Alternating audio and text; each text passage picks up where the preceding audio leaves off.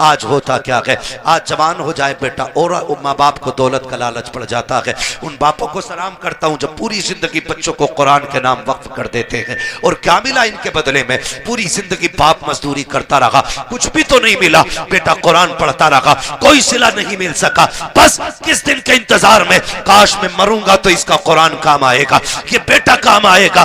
बेटों से भी गुजारिश है, सुनो भाइयों, अगर रब ने तुम्हें कुरान की दौलत दी है, बाप ने मेहनत मजदूरी करके तुम्हें कुरान का कारी बनाया है, तो मेरी बात कान खोल करके सुन लेना। जब दुनिया बाप के जनाजे में जा रही हो, तुम भी जनाजे में जा रहे होगे, लोग आखिरी तख्ता दे करके बड़ी तेजी से मिट्टी डाल के लौट आएंगे। कोई कहता कि गर्मी ज्यादा है, खड़ा नहीं हुआ जाता है, कोई कहेगा सर्दी ज्यादा है, ठंड लग रही है, ये कह के लोग पलट आएंगे। कब्र में तुम्हारा बाप अकेला रह जाएगा। तो तुम्हें खुदा का वास्ता, एक कुरान पढ़ने वालों, तुम्हें उठ के नहीं आना है। जब सारे चले जाएं, तुझे बाप की कब्र पे बैठना है और कहना है अब्बा पूरी जिंदगी तूने कुरान पढ़ाया, खुद मजदूरियां करता रहा, मेरे हिस्से के धक्के तूने खाए हैं, मेरे हिस्से की गालियां तूने सुनी है, कभी चैन से सो ना सका, रात को ओवर टाइम ड्यूटी इसलिए करता रहा ताकि मैं कुरान ठीक से पढ़ सकूं। मैं कुरान का कारी बन गया, फिर भी तुझे जरूरत मजदूरी के अड्डों पे ले जाती रही, तुझे फिर कुरान पढ़ने की मोहलत ना मिली, मुझे मदरसों ने फुर्सत ना दी,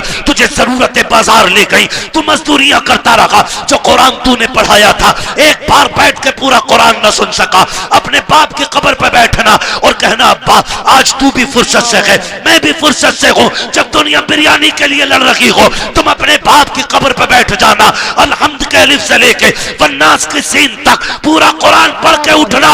अब्बा से कहना अब्बा आज मैंने तेरी मेहनत का हक अदा किया है, कसम खा के कहता हूं, इधर कुरान की तिलावत मुकम्मल होगी, उधर कब्र में खुदा की रहमतों का नुज़ूल होना शुरू। नारे तकबीर, नारे रिसालत, बस लगे आला हजरत उलमाए सुन्नत, ख्वाजा का हिंदुस्तान, मिलक्का सुन्नी मुसलमान, हजरत अल्लामा मुफ्ती अब्बास साई किबला जिंदाबाद जिंदाबाद। करेंगे इंशाअल्लाह, पढ़ाएंगे बच्चों को कुरान, वादा करें इंशाअल्लाह।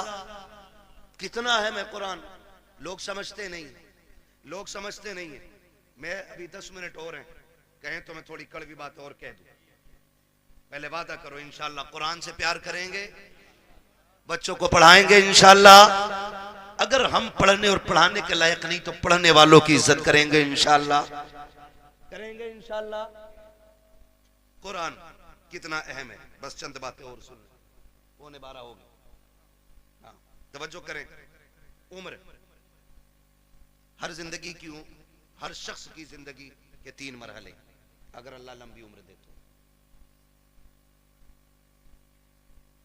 सुबह, दोपहर, शाम। सुबह बचपन, दोपहर, बोले बड़े अच्छे लोग हैं माशाअल्लाह। अगर हमारे इलाके के लोग अच्छे नहीं होंगे तो फिर किसके इलाके के लोग अच्छे होंगे? समझ गए? सुबह, सुबह, सुबह, दोपहर, शाम। क्या बात है, ये 3 होते हैं। इतना याद हो गया ना?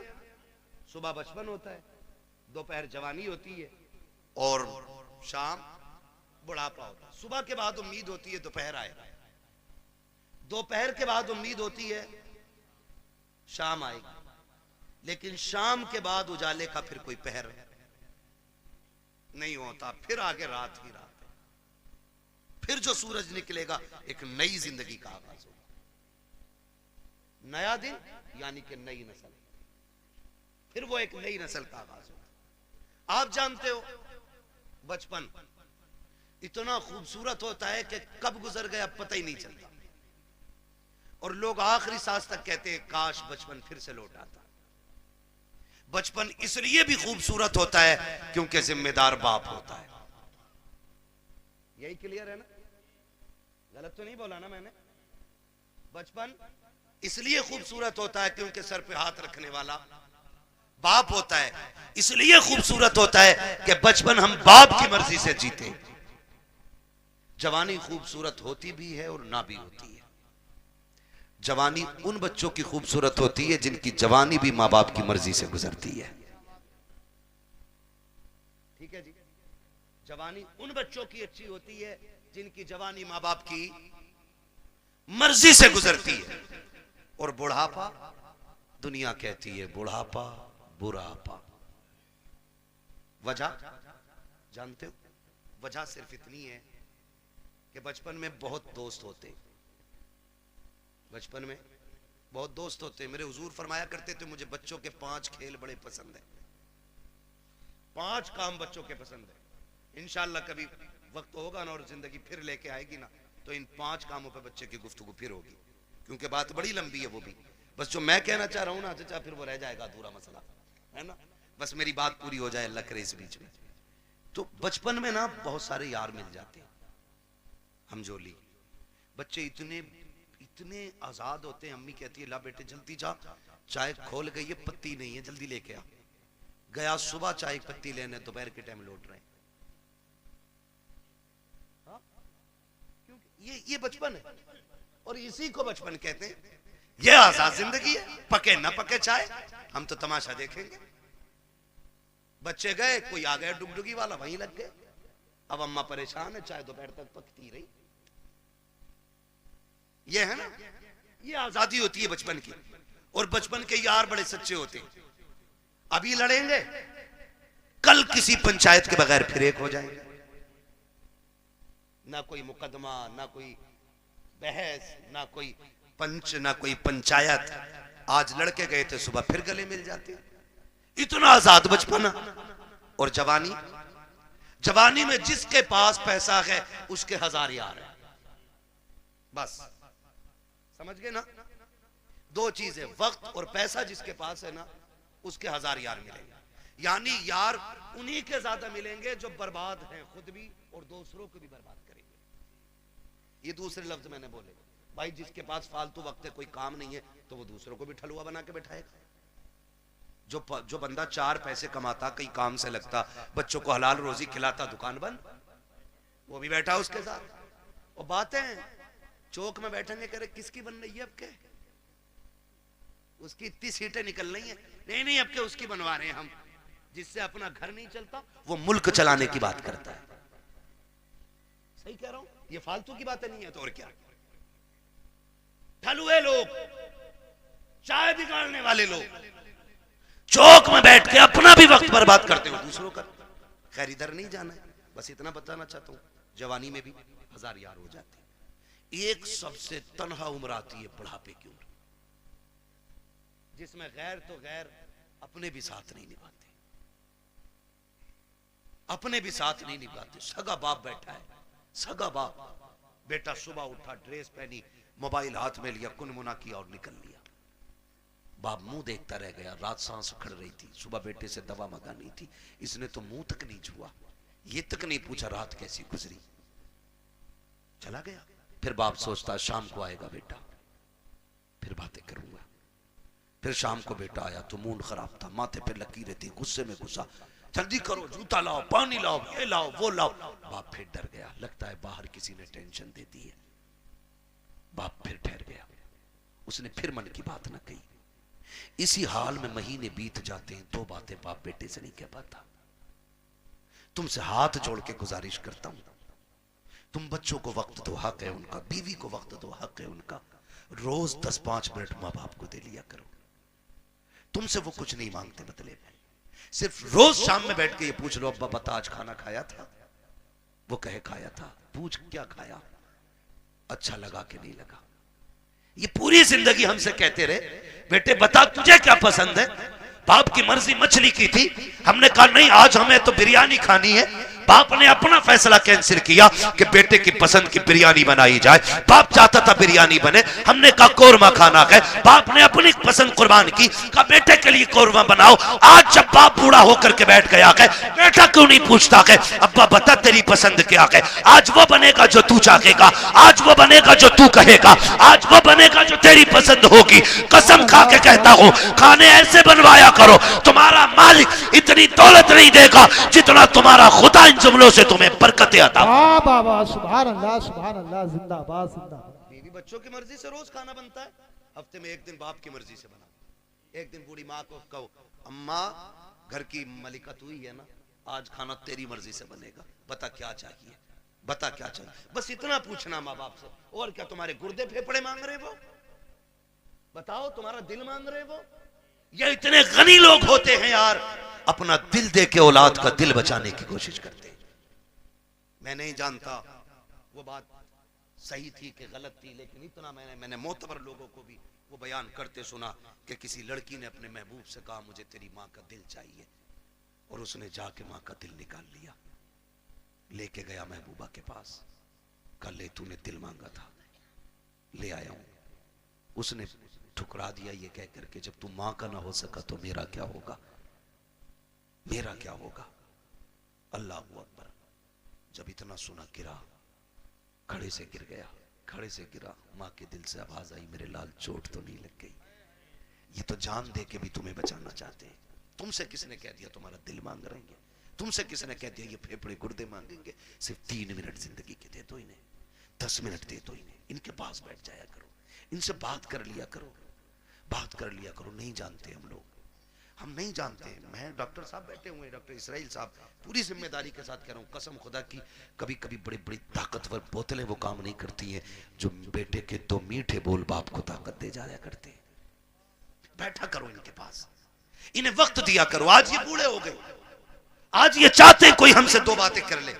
मैंने कितने माँ बाप को दीवारों से बातें करते देखा है, दीवारों से। कई माएं झूले लेके बच्चों के बैठ गई है बुढ़ापे में, उसी को हिला रही है। बेटा किधर है? का दुबई में। बेटा किधर है? मुंबई में। बहू कहां? बच्चों को लेके वही है। फिर इसका क्या कर रही है?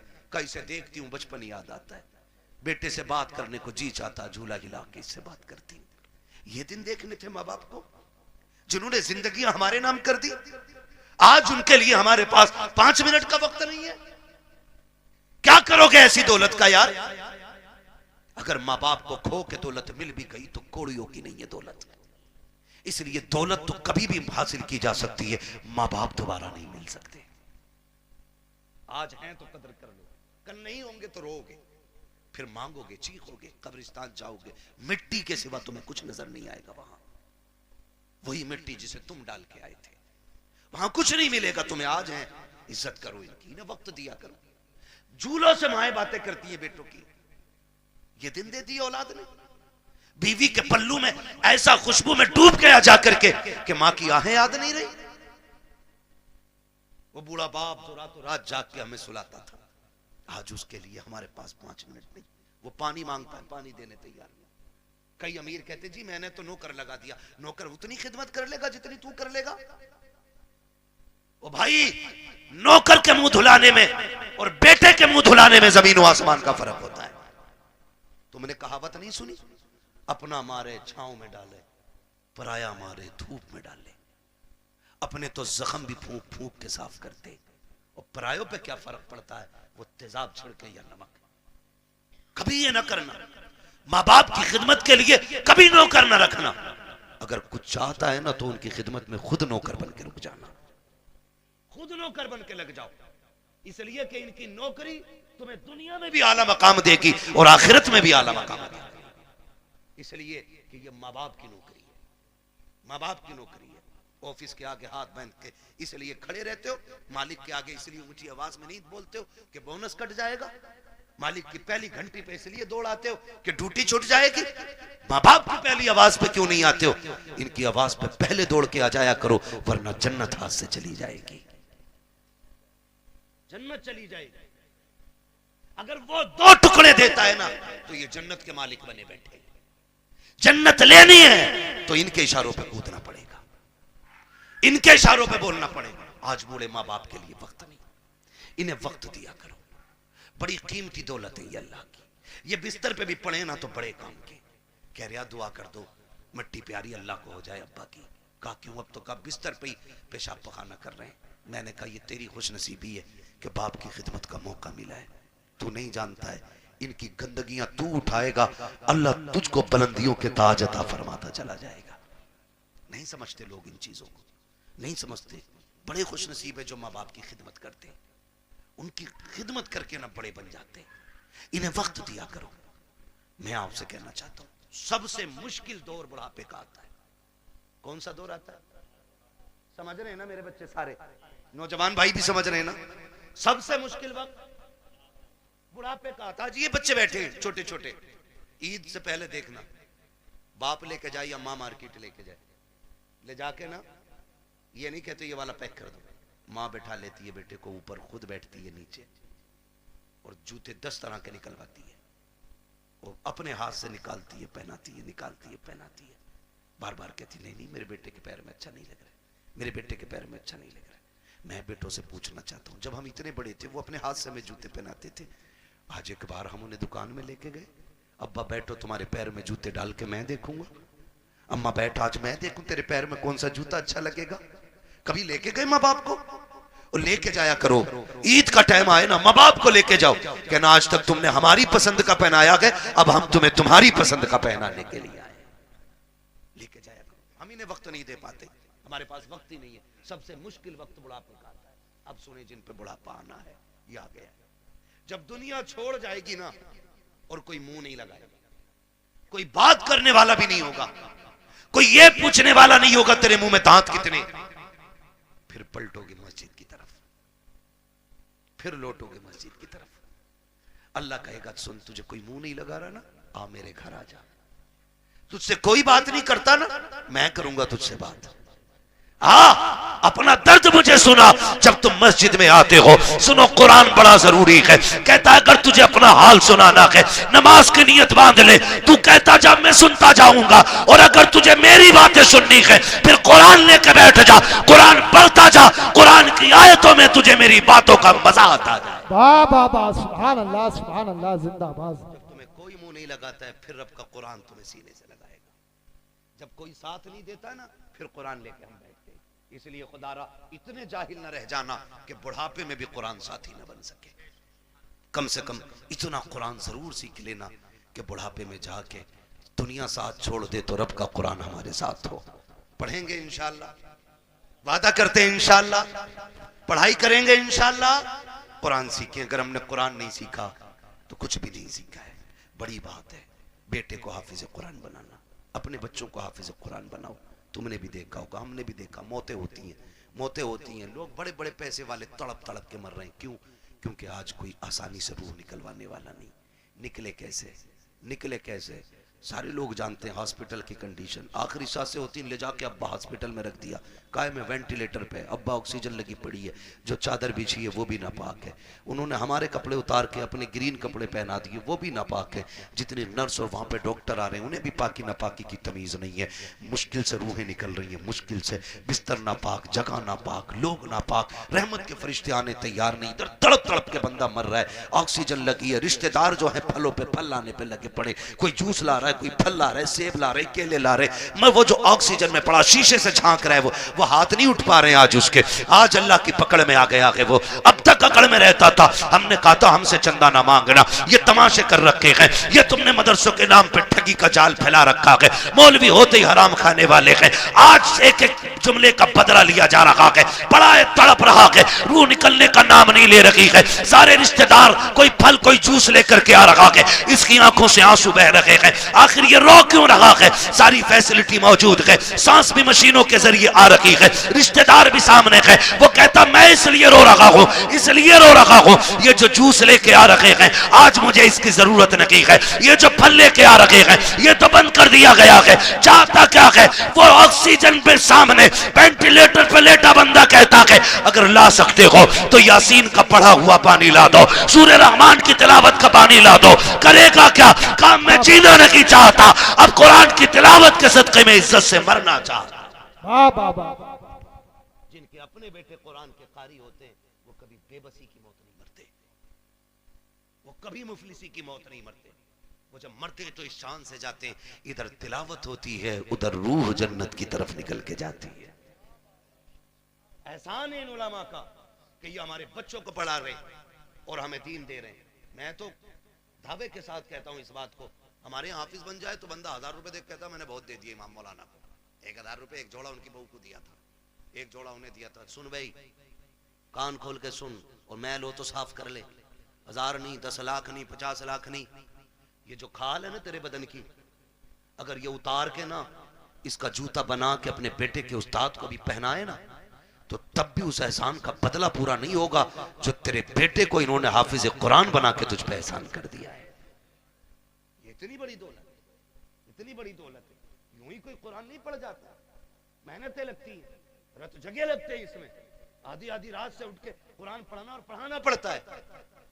हाँ, इसलिए मेरे भाई कुरान से भी प्यार करो, साहिब कुरान से भी प्यार करो, और वादा करो ये मेले तमाशों में पैसा नहीं लगाओगे, फालतू के हराम कामों में पैसा नहीं लगाओगे। अल्लाह तौफीक देगा तो इस पैसे को मुट्ठी बंद करके कुरान पढ़ने वालों पे लगाया जाएगा। लगाएंगे इंशाअल्लाह। नौजवानों से मेरी गुजारिश है, अक्सर कमाने वाले जाने वाले लोग हादसे रोडों पे हो रहे हैं, चलते फिरते मौतें हो रही हैं, माफ कीजिएगा, चलते फिरते मौतें हो रही हैं, पता नहीं चलता कब किसकी मौत की खबर आ जाए। घर से नए कपड़े सूट बूट पहन के निकला, थोड़ी देर में खबर आती है कि उसका भेजा फट गया, खत्म हो गया। नए कपड़े पहन के गया तो सफेद कपड़े में लिपट के सिल के आ रहा है, क्या हो रहा है? ये सब मौत है, मौत, मौत है, मौत, मौत आ रही है कदम कदम पे। कोई गया एक्सीडेंट हुआ, टांग टूट गई, किसी का हाथ टूट गया, कोई फट गया, पता ही नहीं चलता कब कहाँ क्या हो जाए। खुदा आपसे गुजारिश है, अपने पीछे कुछ लोगों की दुआएं शामिल रखा करो, दुआएं शामिल रखा करो। ये बात मैं अक्सर बताता हूँ, और मैंने जब से सुनी है ना ये बात, मुझे आज तक ऐसे याद है जैसे अभी मुझसे कोई कह रहा है। एक नौजवान ने मुझे फ़ोन किया, उसने कहा था हज़रत जी बड़ा रब का करम हो गया, रात गाड़ी चलाते चलाते ना मेरी आंख लग गई। कह रहा 2 किलोमीटर तक गाड़ी ऐसे ही चल गई और शुक्र देखो गाड़ी पलटी नहीं। मैंने कहा करम है रब का। कहने लगा तजर्बा भी बहुत है मुझे, मैं नींद में मेरे हाथ सीधे रहे। मैंने कहा नादान हूँ। मैंने कहा कोई नेकी करता है? कहा हाँ। मैंने कहा कौन सा नेक काम करता? कहा जब चक्कर से वापस आता हूँ ना तो मदरसे के बच्चों को जाके ना 1% अपनी कमाई का जाके देता हूँ, मदरसे में दे के आता हूँ। मैंने कहा सीधी बात सुन ले, न तेरे हाथों ने बचाया न तजर्बे ने बचाया, तू सो गया था, कुरान वालों की दुआएं तुझे बचा के ले गई थी। अल्लाह सुभान अल्लाह।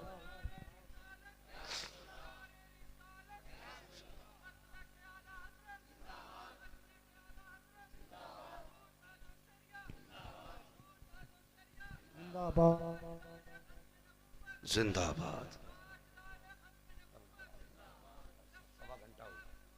लब्बैक या रसूल अल्लाह। नहीं मेरे भाई, बस मैंने पहले कहा था तूफान नूह लाने से आखिर क्या फायदा, एक अश्क ही बहुत है अगर कुछ असर करे। मेहनत लगती है, मेहनत लगती, तो किसी की दुआएं शामिल कर लो। आप सारे मेरी उम्र के मेरे भाई हो, कुछ दोस्त हैं, कुछ भाई हैं, नौजवान सारे मेरे। मैं कहता हूँ अपने पीछे यार दुआओं वाला साथ रखो, दुआओं वाला रखो। बड़ी दुआएं बड़े काम आते हैं इनके, ये लम्हे लम्हे के लुक में ना ये कभी कभी हमारी सालों साल की गलतियों पे भारी पड़ जाते हैं। बड़े काम आते हैं इनके ये लुक में। हिस्से रखा करो इसमें, हिस्से अपने पीछे दुआओं वाले हाथ रखो। गारंटी नहीं है, कई लोग कहते हैं 500 रुपए देगा दुआ कर देना है, 500 रुपए देके दुआ कर देना, कोई 1000 देके दुआ, कोई 5000 देके दुआ कर देना। चल तू दे रहा है, ये दुआ मुंह से कह के ले रहा है। ऐसे काम करो कि जबान ना भी खुले दुआएं फिर निकलने लग जाए, ये असल दुआ होती है। कहा कह के कराई तो क्या कराई, ऐसे काम कर जाओ कि खुद दुआ दिल से निकल जाए, वो दुआ असर रखती है। कहा था दिल से जो बात निकलती है असर रखती है, पर नहीं ताकत परवाज मगर रखती है। ऐसे काम कर जाओ कि दुआएं दिल से निकलें। फिर मुझे वो बात याद आ गई, फिर मैं वो बच्चे की बात दोहराऊंगा। कुरान बड़ी चीज है, अक्लमंद है वो बाप जो अपने बच्चों को कुरान की तालीम दे रहे हैं, और साथ में दुनिया की तालीम भी जरूरी है, दुनिया की तालीम भी जरूरी है। आप बनिए, पढ़िए। अब लड़ाई तो पर बंदूक की नहीं रह गई है, अब लड़ाई कलम की है। जिस कौम के हाथों में कलम होगा वो कौम आगे जाएगी, और जिसके हाथ में कलम नहीं होगा वो नालियां साफ करेगी। ये याद रखिएगा, फैसला तुम्हें करना है, कुर्सी पे बैठ के हुकूमत करनी है या जूतियां उठा के तुम्हें नालियां साफ करनी है, ये फैसला आपको करना है। हमें अपने बच्चों की तालीम पे गौर करना है। हम 10वीं तक पढ़ा के कहते हैं जी बहुत पढ़ा लिया अब दुकान चला लेगा, 11वीं तक पढ़ा कहते हैं बहुत पढ़ा लिया दुकान चलाने का, सिर्फ दुकानें चलवानी है। हम तो समझते हैं कि ये हमारे मुल्क की तकदीर बने और तुम सिर्फ दुकानदार बनाना चाहते हो। नहीं, अगर फाके रहना भी पड़े फाके कर लो, बच्चों को तालीम दो। मारेरा शरीफ का एक नारा है, आधी रोटी खाएंगे बच्चों को पढ़ाएंगे। ये हर शख्स लाजिम कर ले, हम फटे कपड़े पहनेंगे लेकिन बेटे के कंधे पे स्टार लगवा के दिखाएंगे। हम फाके से रखेंगे लेकिन बेटे के सिग्नेचर में जोर पैदा करेंगे। हम फाके करेंगे लेकिन बेटे का कद ऊंचा देखना चाहते हैं। याद रखो, जब खानदान का एक बेटा बड़ा होता है, सिर्फ एक बड़ा नहीं बल्कि पूरा का पूरा खानदान ऊंचा नजर आया। वाह वाह वाह, सुभान अल्लाह, सुभान अल्लाह, जिंदाबाद। पढ़ेंगे इंशाल्लाह, पढ़ेंगे इंशाल्लाह। ये जो चंदे करते हो ना कव्वालियों के लिए, चंदा बंद नहीं करना है, कव्वाली बंद करनी है।